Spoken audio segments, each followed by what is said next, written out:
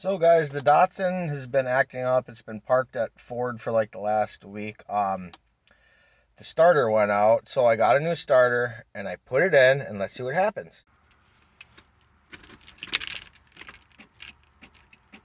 It just clicks.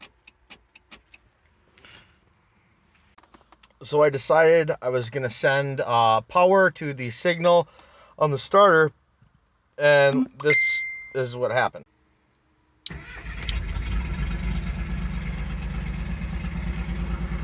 She starts right up.